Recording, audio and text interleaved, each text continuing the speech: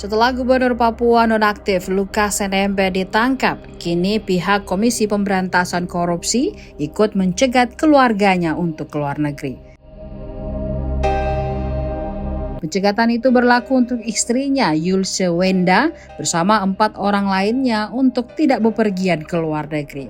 KPK mencegah 5 orang tersebut karena masih dalam rangka proses penyidikan terhadap kasus yang menjerat Lukas NMB.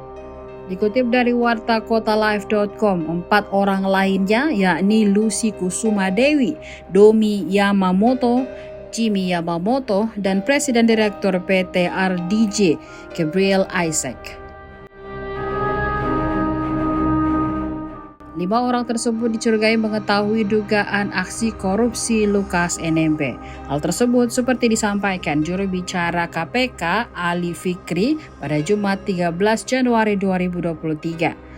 Untuk diketahui, masa pencegahan terhadap kelima orang itu memiliki kurun waktu yang sama, yakni 6 bulan ke depan.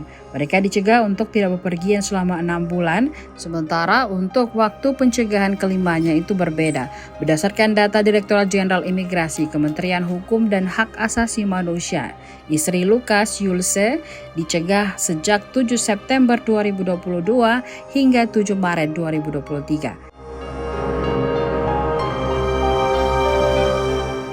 Selanjutnya, Lucy masuk dalam daftar pencegahan sejak Kamis 18 Desember 2022 hingga 8 Juni 2023 mendatang. Sementara Domi, Jimmy, dan Gabriel masuk dalam masa pencegatan yang sama, yakni sejak Selasa 15 November 2022 hingga Senin 15 Mei 2023. Diketahui sebelumnya Lukas NMB terjerat dalam kasus dugaan suap dan gratifikasi senilai 1 miliar rupiah.